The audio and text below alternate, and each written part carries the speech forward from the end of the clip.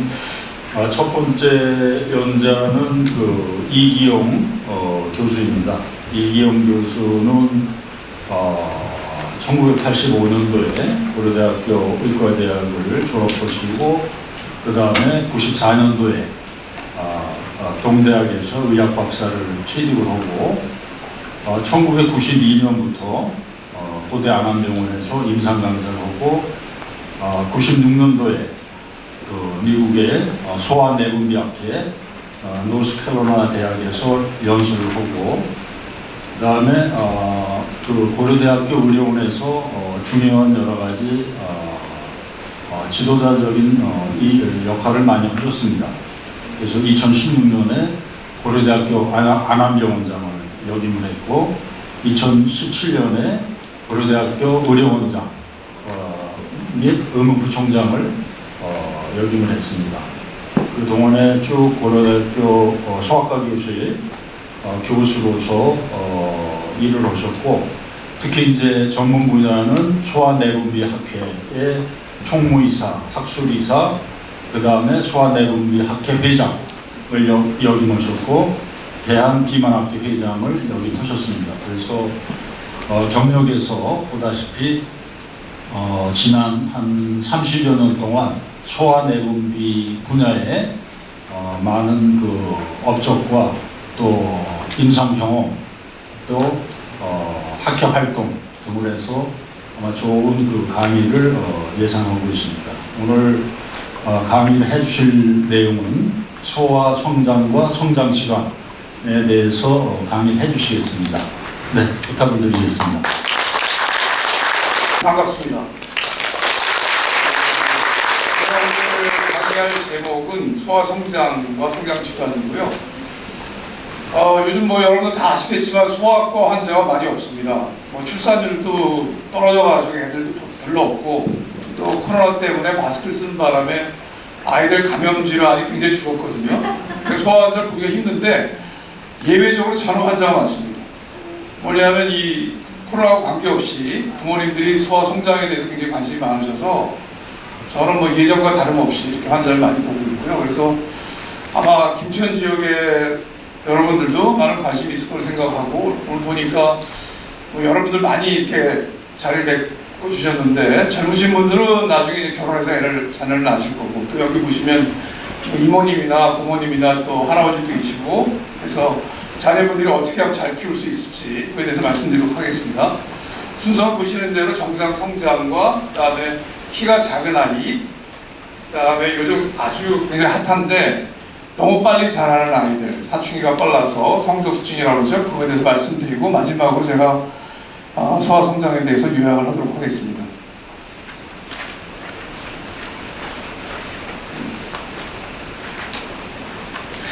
네, 성장이라는 게 보통 하면은 여러 가지 의미가 좀 포괄적으로 할 수 있는데 소아과에서 얘기하는 성장은 크기의 변화를 얘기합니다. 그래서 신장과 체중이 얼마큼 크게 되는지 사이즈를 갖고 얘기하는 거고요.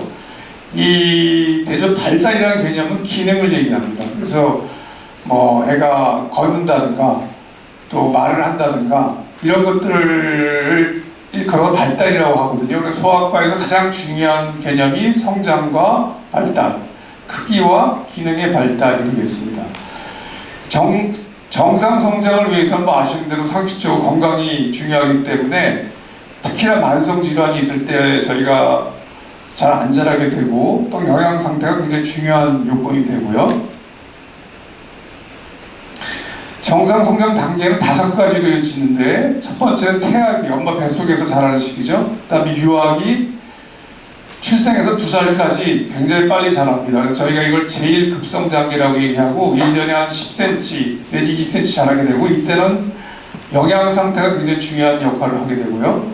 소아기는 2살부터 사춘기 전까지를 얘기를 하는데 1년에 보통 5 내지 6cm 자라게 되고 성장 호르몬이 중요한 역할을 합니다.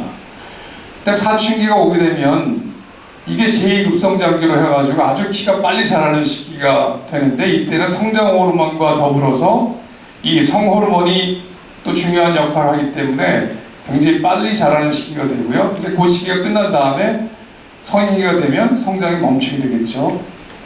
그래서 왼쪽 그림을 보시면 지금 말씀드린 대로 유아기, 소아기, 사춘기 해가지고 성장 속도가 이렇게 1년에 10cm 이상 자라다가 소아기 때는 4 내지 6cm 좀 천천히 자라고 사춘기가 되면은 이 빨간 색깔이 여자고 파란 색깔이 남자가 되겠습니다. 여자가 항상 사춘기가 빨리 오기 때문에 빨리 자라고 빨리 멈추고 남자는 좀 늦게 1년 반 정도 사춘기가 늦게 와서 늦게까지 자라게 되겠고요.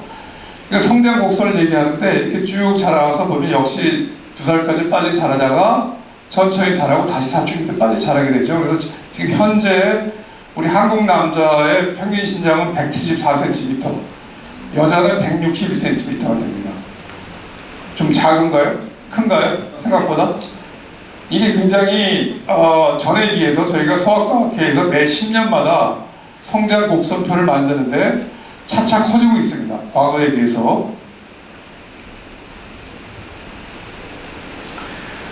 이게 중요하기 때문에 다시 한번 말씀을 드리는데 이렇게 여자가 사춘기가 빨리 와서 빨리 자라고 남자는 좀 천천히 자라는데 이 사춘기 시기에 따라서도 여자가 빨리 사춘기 초기에 빨리 자라게 되고 남자는 좀 늦게 자라게 되고요. 사춘기 시기 동안에 여자는 20 내지 25cm, 남자는 25 내지 30cm가 자라서 사춘기 동안에 남자가 한 5cm 더 자라게 되고 남녀의 키 차이는 아까 말씀드린 대로 174와 161, 그래서 키 차이가 13cm 정도 됩니다. 초경을 하게 되면 여자가 거의 안 자란다고 생각하시는 부모님들도 많은데 사람마다 좀 차이는 있지만 대략적으로 한 5 내지 6cm 정도는 자라고 그 이후에 성장이 멈추게 됩니다. 우리나라 부모의 희망키를 조사한 게 있어서 제가 가져와 봤는데 2015년도 자료인데 이 딸은 54.6%가 165에서 170, 36.5%가 160에서 165니까 대략적으로 여자는 한 165 정도 됐으면 좋겠다. 남자는 46%가 175에서 180, 못지않게 42.7%도 180이기 때문에 남자 이상적인 키는 180을 보는 거죠. 160과 180. 제가 180입니다. 딱.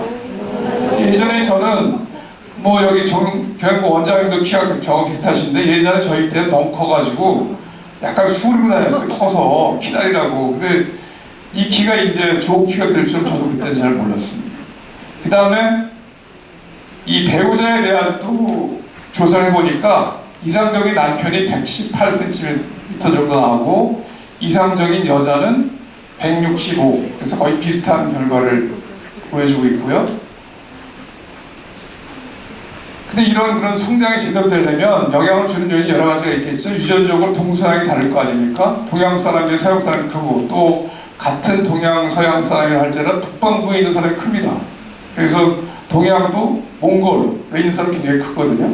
반대로 저쪽 밑에 있는 베트남이나 뭐 이런 쪽은 좀 작고 서양 사람도 마찬가지로 스웨덴이나 독일 사람들이 굉장히 크고요. 이태리 사람들이 약간 작습니다. 그 다음에 가게에서도 뭐 부모님 키에 따라서 큰 사람들이 있고 작은 사람들이 있겠죠. 영향은 상당히 굉장히 중요한데 우리 남한과 북한의 사람들이 같은 민족이지 않습니까? 근데 평균 키가 차이가 많이 납니다. 저희 경제 성장이 되면서 남한은 잘 먹기 때문에 키가 많이 크고 북한 군인들의 키가 저희도 혼전히 떨어진다고 그래요. 잘 못 먹기 때문에 그만큼 영향이 중요하다고 할 수가 있고 아까 처음에 말씀드린 대로 만성질병 특히나 심장질환, 폐질환, 콩팥 이런 데 문제가 있을 때 성장이 잘 안 될 것이고 호르몬 뒤에 이제 성장으로 결핍증 나오겠지만 이런 성장 호르몬이나 또 못지않게 갑상선 호르몬 또 성호르몬 같은 것들도 성장에 중요한 역할을 하고 심리적 요인도 좀 중요해서 이 고아원에 있다가 만 입양을 했는데 정상적인 아주 좋은 환경에 가게 되면 빨리 자라게 되고 반대로 좀 나쁜 환경에 뭐 아동 학대를 받는다 그랬을 때는 성장이 잘 안 될 수가 있습니다. 그럼 의학적으로 키가 작은 아이는 어떻게 얘기하느냐? 그냥 막연한 게 아니라 100명, 1등부터 100명까지 쭉 세워놨을 때 세 번째 이하까지를 저희가 저신장이라고 얘기를 합니다. 그럼 이런 키가 작은 아이의 원인은 크게 두 가지. 하나는 정상적이냐 병적이냐 이렇게 나눠질 수가 있는데 정상적인 저신장 가장 흔한 게 유전적 저신장. 부모의 키가 좀 작아서 작은 아이들. 그 다음에 체질성 성장 지연은 아까 사춘기 급성장기를 말씀드렸는데 사춘기가 늦게 오는 아이들입니다. 그래서 남들보다 좀 늦게 자란 아이들, 그렇지만 나중에는 사춘기에 늦게 와서 정상적인 키가 되는 아이들 얘기하고요. 병적인 저신장은 이렇게 여러 가지가 있는데 선천적으로 뼈에 문제가 있거나 또 염색체에 문제가 있거나 또 영양이 부족하거나 또 만성 심장이나 폐질환 이런 것들이 있거나 또 내분비 질환으로 성장 호르몬이 부족하거나 갑상선 호르몬이 부족하거나 또는 반대로 성조수증처럼 처음에 키가 크지만 성호르몬이 과다 분비가 돼가지고 성장판이 빨리 닫히기 때문에 결국에는 저신장이 초래되는 그런 질환들이 있습니다. 이런 키 작은 아이가 왔을 때 어떻게 하느냐, 물론 신장과 체중을 잘 재야 됩니다. 그래서 우리 아이가 과연 300분위수 미만이냐 아니면 평균이냐 어디에 속하느냐에 따라서 달라지기 때문에 신장과 체중을 잘 재야 되는데, 체중은 영양 상태하고 많이 연관이 있겠죠. 일단 가족력, 부모의 키 굉장히 중요합니다. 부모의 키가 굉장히 중요합니다. 할아버지 할머니 키까지 중요합니다. 성장 속도가 1년에 4cm 이상 정도 되는지 정상적으로, 만약 그 이하라면 성장 장애라고 우리가 생각을 해야 되고, 사춘기 발달이 너무 빠르진 않는지 또는 늦진 않는지 이런 것들을 봐야 되고요. 굉장히 중요한 검사가 고련력 측정 검사가 있습니다. 보통 뼈나이라고 얘기하는데, 이걸 찍게 되면은 이 저신장의 진단에 있어서 어디에 속하게 되는지 얘가 간별 진단을 하는데 굉장히 유용한 도구가 되고, 이 성장판 뼈나이를 찍어가지고 얘가 얼마까지 자랄 수 있는지 이런 것들을 저희가 추정을 할 수가 있습니다. 키 재는 건데, 키 재는 게 뭐 대수냐 뭐 어렵냐 이렇게 생각할 수 있지만 일정한 시간대에 재야 됩니다. 아침에 재는 게 항상 키가 제일 크고 오후에는 중력의 영향을 받아서 작습니다.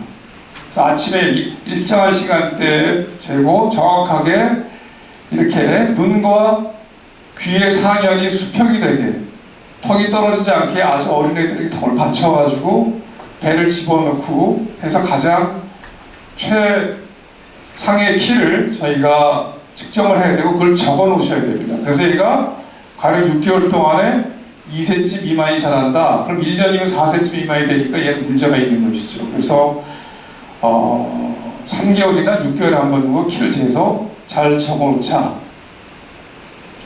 최종 성인 키 예상을 할 수가 있죠.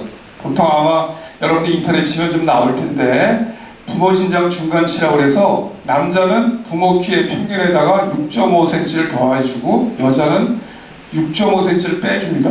이 6.5라는 수치는 아까 남녀의 키 차이가 13cm 난다고 했죠. 그걸 반으로 나눈 값이 6.5가 됩니다. 그래서 예를 들어서 아버지의 키가 170이고 어머니의 키가 160이다. 그럼 평균 키는 165가 되겠죠. 165에서 아들은 6.5를 더해주니까 171.5가 될 것이고, 딸은 165에서 6.5를 빼주면 158.5가 됩니다. 그런데 이거는 이렇게 구하는 것은 부모의 키가 대략 비슷할 때 얘기입니다. 만일 똑같은 165가 나오는 아빠가 180이고 엄마가 150이다.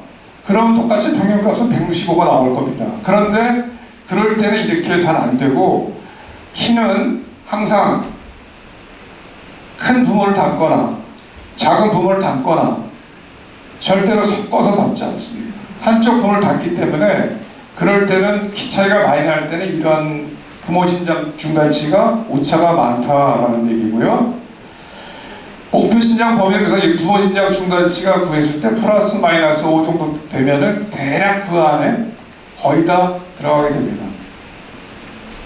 뼈나이 말씀을 드렸는데, 대충 그림을 이렇게 보시면 이건 남자의 5살 사진, 여자의 9살, 여자의 15살 보시면 이 손목 사진 찍었을 때 뼈가 많거든요. 그래서 뼈가 이렇게 개수가 차이가 나고 크기가 달라지고 모양이 달라집니다. 그래서 이걸 봐서 우리가 이 고련력 사진을 있는 이런 아틀라스가 있어서 대조하면서 우리가 보게 되고, 보통 왼쪽 손목 사진을 찍게 되고 좀 큰 아이들은 팔꿈치를 찍는 경우도 있습니다.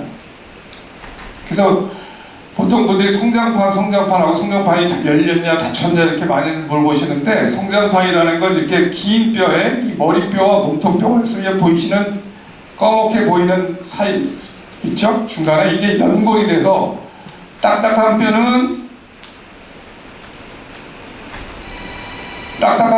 이렇게 하얗게 보이고요. 연골 물렁뼈는 까맣게 나타납니다. 그래서 이 연골에서 이 뼈가 증식하면서 길이 성장을 하게 되는데, 이게 나이가 들어가지고 이 물렁뼈가 이렇게 딱딱한 뼈로 바뀌게 되면 하얀 뼈로 돼가지고 더 이상 자랄 수 없는 상태가 되는 거죠.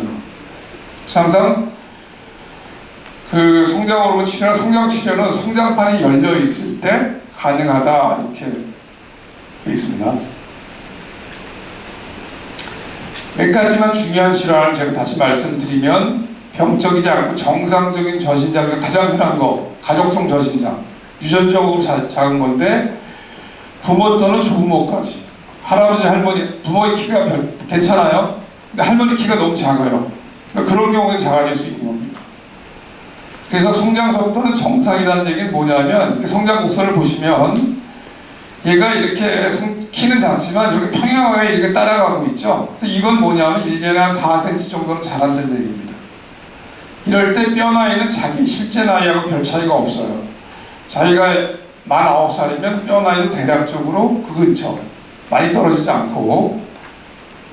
또 한 가지는 체리성 성장기가 굉장히 흔한데, 이것도 역시 부모님 중에 좀 늦게 자란 사람들이 있습니다. 엄마가 초경을 뭐 중학교 2학년 때 했다든가, 또 남자 아빠인데 뭐 대학 가서 키가 컸다든가, 이런 분들이 있거든요. 근데 그런 분들은 자녀도 그렇게 되는 경우들이 있어서 사춘기가 늦게 오지만 결국에는 최종 신장은 정상이 된다. 보시면 이 까만 곡선이 정상 곡선인데, A라는 애는 약간 키가 큰 아이고 B라는 애는 부모님 키에 약간 작은 경우인데, 얘네들이 잘 자라다가 사춘기가 늦게 오니까 이렇게 떨어졌다가 나중에는 결국 자기가 클 수 있는 범위로 다 가게 되죠. 조금만 기다리면 되는 겁니다. 얘네들은 치료할 필요가 없습니다. 얘네들의 특징은 뭐냐면 자기 실제 나이에 비해서 뼈 나이가 어려요. 걔가 10살인데 뼈 나이가 한 7살, 8살밖에 안 됩니다. 그래야지 나중에 이제 클 수가 있으니까. 그렇게 그 가족성 저신장하고 체질성 저신장의 차이는 뼈 나이 차이가 있다는 겁니다.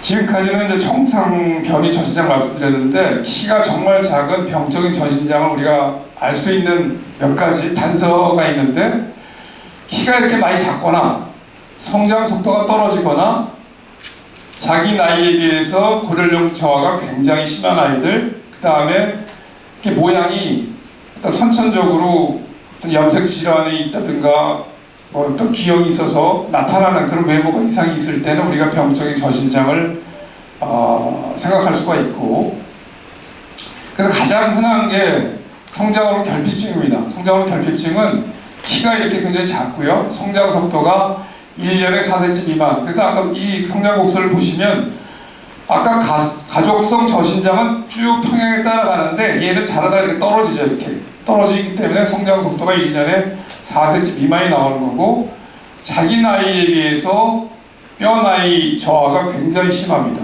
뭐 2년 내지 3년 정도 성장 호르몬 치료를 하게 되고요. 또 어떤 경우 여자의 경우에 터너 증후이라는 게 있습니다. 혹시 들어보실지 모르겠는데, 염색체가 정상은 46XX X염색 2개인데 얘는 X염색 하나밖에 없거나 X염색체가 좀 이상하게 생긴 경우에 제가 터너 증후라고 얘기를 하고, 얘네들은 커봐야 성인이 됐을 때 키가 한 145 미만밖에 안 됩니다. 또 얘네들도 성장 호르몬 치료를 반드시 해줘야 되고, 또 특징이 키만 작은 게 아니라 2차 성징 발달이 안 돼가지고 가슴도 발달이 안 되고 결국에 난소에 문제가 있기 때문에 임신을 할 수 없는 그런 경우가 되죠. 키 작은 아이 치료는 어떻게 할 것인가, 여러 가지가 있을 수 있는데 하나하나 말씀을 드리면, 뭐 어떻게 먹어야 됩니까? 저한테 물어보는 경우가 많은데, 사실 뭐 특별한 건 없고 골고루 균형 있게 먹어야 된다. 근데 특별히 중요한 거는 이 뼈 성장에 중요한 것들이 단백질, 칼슘, 철분이기 때문에 이런 살코기, 생선, 두부, 뭐 콩, 우유 같은 것들이 가능하다면 탄수화물보다 이런 것들을 많이 섭취하는 게 좋고요. 칼로리도 중요합니다. 사실 아주 안 먹는 애보다는 잘 먹는 애들이 확실히 크니까, 그런 애들은 어떻게 키우냐, 쉽지 않은데 자주 먹이시는 수밖에 없어요. 조금씩 막 먹는 애들은 자주 먹이시는 수밖에 없거든요. 운동도 뭐 어떤 운동이 좋으냐 여러 가지가 있지만 운동을 하게 되면 성장 호르몬 분비가 좀 높아지고 또 뼈와 근육이 자극이 되니까 아무래도 도움이 되는데 어떤 운동이 좋으냐? 보통 전신 운동이 좋습니다. 뭐 수영이나 뭐 자전거 타기라든지 구기 운동 같은 거. 근데 저한테 또 물어보시죠. 어떤 운동이 좋습니까? 사실은 애가 재밌어 하는 운동이 제일 좋은 겁니다. 그래야지만 애가 일주일에 3번 내지 4번을 하고 한 번 할 때 30분 이상 할 수 있기 때문에 애가 좋아하는 운동을 하나 정해서 지속적으로 하게 되면 성장에 도움이 된다는 얘기고요. 수면, 우리 두 번째 강의에 수면 얘기가 나올 텐데 수면도 굉장히 중요합니다. 자는 동안에 성장호르몬 분비가 되기 때문에 특히 자고 나서 한두 시간 후에 분비가 많이 되는데 한 8시간 정도는 자야 되고 또 요즘 애들이 이 수면을 방해하다는 게 뭐 컴퓨터를 많이 한다든가 스마트폰 같은 게 굉장히 좀 문제가 될 수가 있고 저도 처음에는 수면에 대해서 과연 수면이 그렇게 중요할까 그랬는데 제가 환자들 치료하면서 저한테 오는 애들은 이제 치료받는 애들을 이렇게 모니터링을 하거든요, 키를. 근데 유난히 키가 안 자라는 경우를 제가 물어보면 다들 늦게 잔다는 거예요, 얘가. 그래서 수면도 분명히 굉장히 중요한 역할을 하고 있다는 것이고요. 성장호르몬 치료를 저희가 이제 종종 하게 되는데 저녁 잠자기 전에 피하수를 하기 때문에 부모님들이 주로 놔주시고 굉장히 쉽습니다. 어렵지 않고 매일 놔야 돼요, 대부분. 왜냐하면 성장호르몬이 들어와가지고 이 체내에서 있는 시간이 짧기 때문에 거의 매일 놔야 되는데 일주일 제형이 이제 개발이 돼서 앞으로 아마 몇 년 내에 보편화가 될 것 같습니다. 빨리 치료하는 게 좋고 성장판이 받칠 때까지 치료할 수가 있다는 것이고요. 그래서 실제로 보면 치료하기 전에 키가 4cm 미만 자라던 애가 첫 해 이렇게 10cm 이상 자라게 되고 둘째, 3번, 2년, 3년 지나면 좀 떨어지긴 하지만 그래도 치료하기 전보다는 굉장히 많이 자라게 되죠. 성장호르몬 치료제가 굉장히 중요해가지고 똑같은 성장호르몬 결핍증인데 5살에 치료하는 경우와 10살에 치료하는 경우를 비교해봤더니만 5살에 치료하는 애들은 거의 평균키에 도달하는데 늦게 치료하게 되면 치료를 하더라도 키가 작아지게 됩니다. 그래서 치료하는 시기가 굉장히 중요하다는 것이고 지금 현재 성장호르몬 급여가 되는 아이들, 성장호르몬 결핍증이나 터너 증후군 같은 애들은 만 2살만 되면 치료받을 수가 있습니다. 성중수증 환자들이 키가 작은 아이들보다 훨씬 더 많습니다. 요즘에는. 그렇게 애들이 많은데 그거에 대해서 말씀을 드리고요. 사춘기라는 게 아시는 대로 2차 성장이 시작돼서 결국에 수정 능력 형성이 되는 게 이제 사춘기 되고 이때 동반이 되는 게 사춘기 급성장. 아까도 말씀드렸지만 이 신체적인 변화가 이렇게 여자 남자가 달라서 여자는 처음에 유방 발달이 되고 남자는 음경이 아니라 고환이 크게 됩니다. 그래서 이 신장급증이 여자는 빨리 사춘기 시기에 초기에 오게 되고 남자는 좀 늦게 오게 된다라는 게 특징이고요.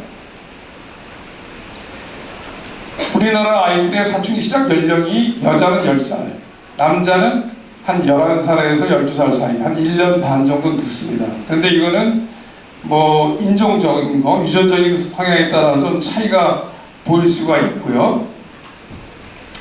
여자는 위에 1단계부터 5단계까지 이렇게 발달 양상을 보이게 되고 사춘기 시작이 2단계부터 사춘기 시작 5단계 성인의 양상을 띠게 되고 근데 남자가 어려운데 여자는 이렇게 진찰이라든지 쉽게 눈에 띄니까 얘가 문제가 있구나 알게 되는데 남자애들은 고환이 커지기 때문에 고환이 이게 4cc 용적이 4cc거든요. 4cc 50 돼가지고 성인이 20cc가 되는데 남자애들은 발견하기 힘들어요.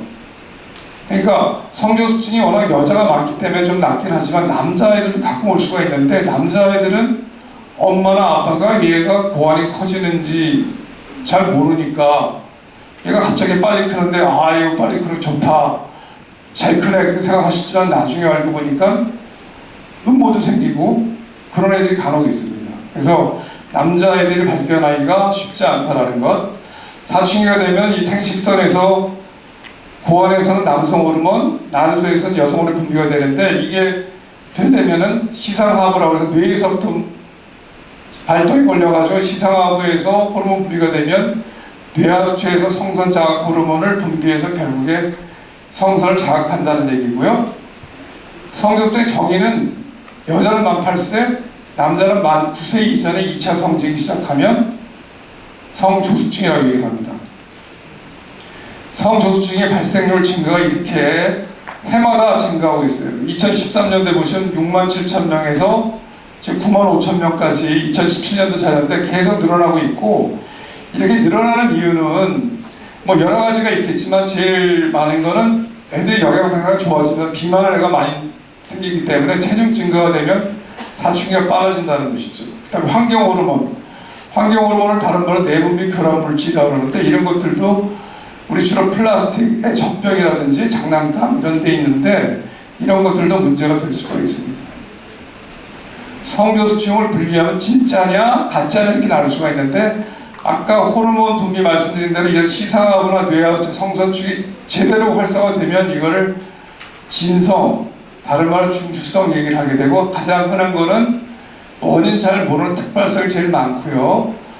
이런 시상하부 뇌하수체 성선축이 제대로 활성화되지 않고 가슴만 유방만 쪽이 좀 빨라진다든가 보인다든가, 또는 여성 호르몬제나 이런 것들을 복용한다든가, 난소에 무슨 종양이 있어서 여성 호르몬만 분비되는 경우에는 우리가 말초성, 진짜 사춘기가 아닌 경우죠.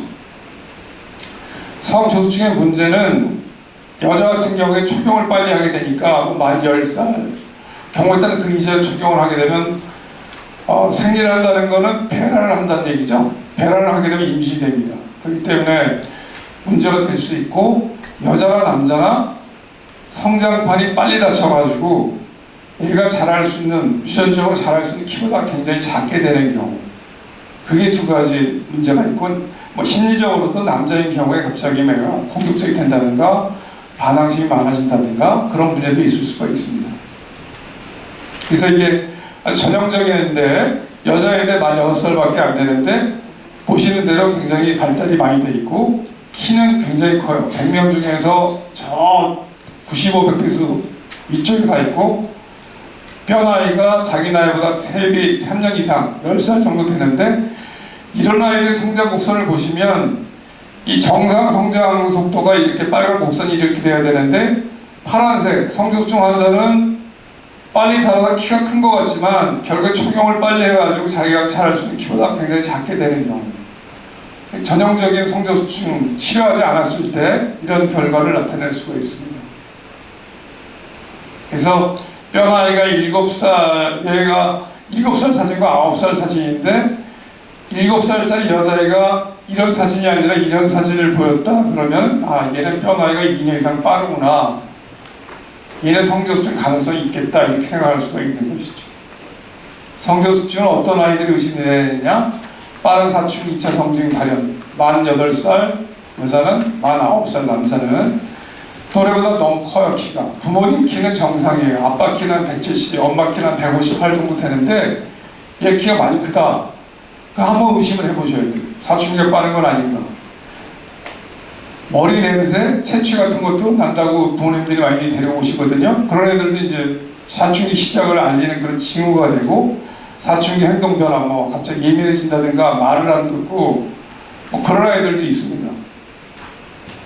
성조수증 진단 검사는 아까 말씀드린 뼈 나이 굉장히 중요하고요. 성호르몬 검사를 하는데 특히나 이 뇌하수체 성전 자극 검사라고 해서 뇌하수체에서 분비되는 이 황체영소 호르몬 LH라는 농도를 측정을 해서 이게 최대 분비가 5.0 이상이 나오면 진짜 사춘기다 이렇게 진단이 되고, 보험급여로 건강보험에서 커버가 돼서 치료할 수가 있습니다.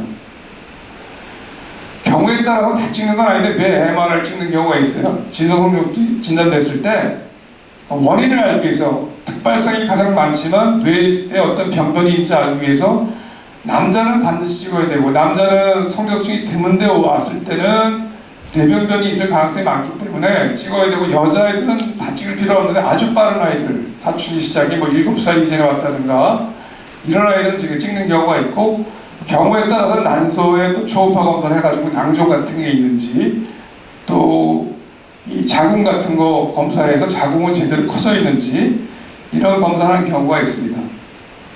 그래서 이건 사춘기 억제 치료를 어떤 애들한테 해야 되느냐, 진단만 다 된다고 되는 건 아니고 이 뼈 나이가 정말 많이 앞서 있어서 예상 최종 기가 현저히 작은 경우 또는 초경을 만 10살 이전에 할 것 같은 아이들, 뼈 나이가 성저수증이 왔다 하더라도 뼈 나이가 자기 나이에 비해서 별로 빠르지 않은 아이들도 있고요. 또 시작을 일찍 시작했는데 이 진행 속도가 천천히 가는 애들은 치료를 안 해도 되는 애들이 있습니다. 그래서 다 치료하는 것은 아니다. 어떻게 치료하냐?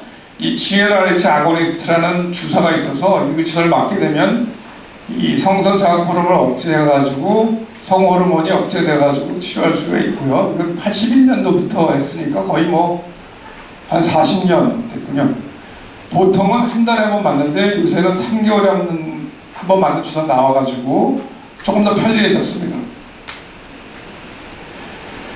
네, 넘어가고요. 치료 후에 변화는 치료하게 되면은 이렇게 유방도 작아지고 고환도 작아지고 또 성호르몬 농도가 사춘기 전으로 감소가 되고 성장 속도 좀 떨어지고요. 뼈 나이가 진행 속도가 1년 동안 한 6개월밖에 진행되지 않게 그렇게 우리가 치료를 하면서 효과를 얻을 수가 있어서 결국엔 예상 성인 키가 보통 치료 안 하는 경우보다 대략적으로 한 5 내지 6cm 정도 크게 됩니다. 치료를 했을 때.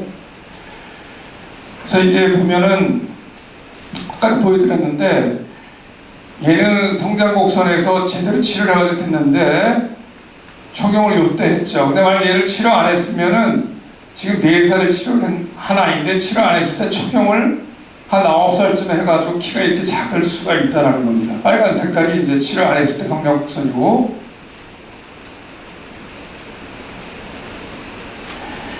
그 치료했을 때 최종 성인기에 영향을 미치는 인자가 쭉 나와 있는데, 뭐 요약하면은 치료 시작 연령이 늦게 될수록 치료 시작세 골연령이 너무 지연될수록 키가 좀 작아지는, 최종 성인기가 작아지고 치료 기간은 어느 정도는 충분히 치료를 해야지만 치료 기간이 길어질수록 키가 커지기 때문에 빨리 치료하는 것이 굉장히 좋다. 굉장히 중요하다는 얘기고요. 부작용은 특별한 건 없습니다. 간혹 처음 주사 맞고 질출혈이 생길 수가 있는데 그거는 처음에는 오히려 자극하기 때문에 좀 나았다가 치료를 하면서 억제가 돼서 결국에는 괜찮아지는 경우고, 제일 문제가 되는 게 성장 속도가 감소된다. 그래서 사춘기 시기에 7, 8cm가 크던 것을 호르몬 치료하면 한 4 내지 6cm 정도 크는 너무 작아져가지고 1년에 4cm가 안 자라는 애들도 간혹 있습니다. 한 10명 치료 한두 명 있는데 그런 아이들은 이제 치료를 중단하거나 아니면 성장 호르몬 치료를 같이 해가지고 우리 커버해주는 그런 방법이 있고, 부모님들이 굉장히 걱정하시는 게 이런 치료를 했을 때 나중에 그런 문제가 생기는 거 아니냐, 임신은 제대로 되겠냐, 그런 얘기들을 많이 걱정하시는데 치료가 종료되고 나서 한 3개월에서 6개월 사이에 거의 원상 회복이 됩니다. 그래서 정상적으로 뭐 배란도 되고, 초경은 보통 치료 끝난 다음에 1년 내지 1년 반 사이에 초경을 하게 되고요. 나중에 성인이 됐을 때 임신도 물론 가능하게 되고요. 마지막 두 슬라이드가 가장 중요한 건데, 성장 진료가 꼭 필요한 아동 꼭 알아두셔야 되겠는데, 자기 또래에 비해서 너무 작은 아이들, 뭐 반에서 한 1, 2번 정도 되면 그렇게 생각하시면 되고요. 우리 아이가 키를 쟀는데 6개월에 2cm도 안 자란다, 1년에 4cm도 안 자란다, 이런 애들은 반드시 전문의 진료를 받으셔야 되고, 부모의 키가 너무 작다, 부모 키는 큰데 애가 작다, 그건 문제가 있을 수 있는 거고, 반대 부모의 키는 보통이거나 작은데 애가 키가 크다, 이런 경우는 성저수증이 될 수가 있기 때문에 봐야 되고, 사춘기 시작 똑같은 얘기입니다. 성저수증 굉장히 잘 봐야 되고, 소아성장 요약하면 우리 아이의 키가 어디에 해당되는지 알아야 되기 때문에 신장을 정확하게 재서 정기적으로 재보자. 부모의 키 굉장히 중요하고 사춘기의 발달 시점이 굉장히 중요하다는 거. 그 다음에 적절한 영양, 운동, 충분한 수면 역시 중요하고, 제일 밑에 게 아주 제일 중요한데, 진단과 치료는 빠를수록 효과적이다. 치료 시기를 놓치지 않는 게 중요합니다. 이런 말 있죠? 예술은 길고 인생은 짧다. 그죠? 제 생각에는 성장하는 시기는 유한합니다. 그렇기 때문에 눈 깜빡할 사이에 지나가면 치료 시기를 놓쳐가지고 저한테 많이들 오시는데, 엑스레이 찍고 성장판이 다 다쳐가지고 제가 어떻게 해줄 수 있는 방법이 없는 안타까운 경우가 굉장히 많거든요. 그런 치료 시기를 놓치지 않는 게 가장 중요하겠습니다. 마지막 슬라이드는 저희 병원 전경이고요. 이거는 제가 원장할 때 이걸 기공식을 해가지고 굉장히 주세요. 아주 어려운 내용, 손자 손녀를 가지고 계신 분들은 꼭 알아야 되고 숙지해야 될 그런 내용이 아닌가 이런 걸 생각을 해봅니다. 우리 참여해 주신 부모님들께서 혹시 이 내용에 대해서 그 질문이나 또 어떤 내용이든 소아에 관계되는 내용이 있으시면은 질문을 해 주시기 바랍니다. 또 성장 호르몬이 사실 치료비가 비싸더라고요. 그래서 부모 입장에서는 조금 부담이 되는 것도 사실이거든요. 그렇지만 키가 좀 클 수 있다면. 아주 좋은 질문이시고요. 요즘에 굉장히 그 성저수증 환자들이 있을 때 성경을 쓰는 경우가 점차 늘어나는 것 같아요. 근데 저는 염려되는 것은 좀 너무 이런 치료가 좀 과도하게 되는 건 아닌가 그런 생각을 하게 되는데, 제가 말씀드린 대로 치료하는 도중에 성저수증을 치료하는 도중에 성장 속도가 지나치게 떨어지는 아이들이 1차적이고요. 두 번째는 제가 성저수증 치료를 내가 받는다 하더라도 그 GnRH 아고니스트만 받아가지고는 나중에 최종 키가 155나 뭐 한 155, 6 정도밖에 안 되겠다. 그런 경우라면 생각을 해봐야 되겠죠. 근데 저 같은 경우에는 160 정도 이상 된다 그러면 치료를 잘 안 해줘요. 성장호르몬 치료까지는.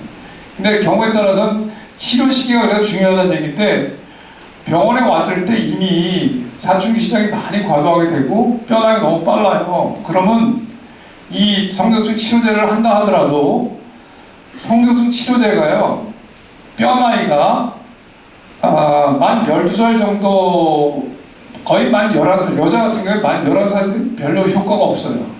남자애는 만 12살 정도 되면 효과가 없거든요.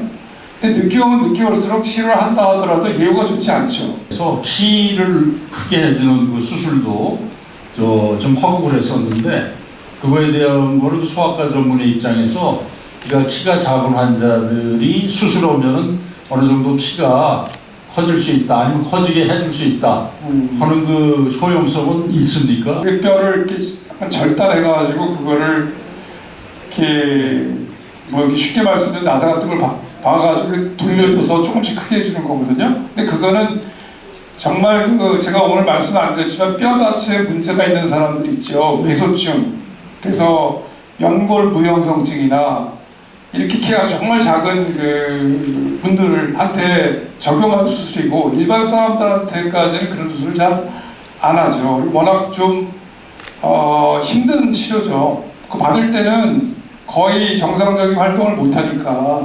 저는 전문가들이 별로 없었습니다, 솔직히.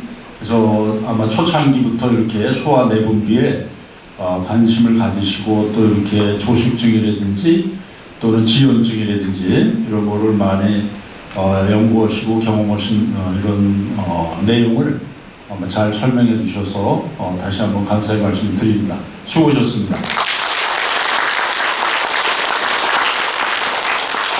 이런 말씀을 많이 네, 그렇게 되면 엄마 아빠라는 이 말을 할 줄 아는 분이 김천우 의원.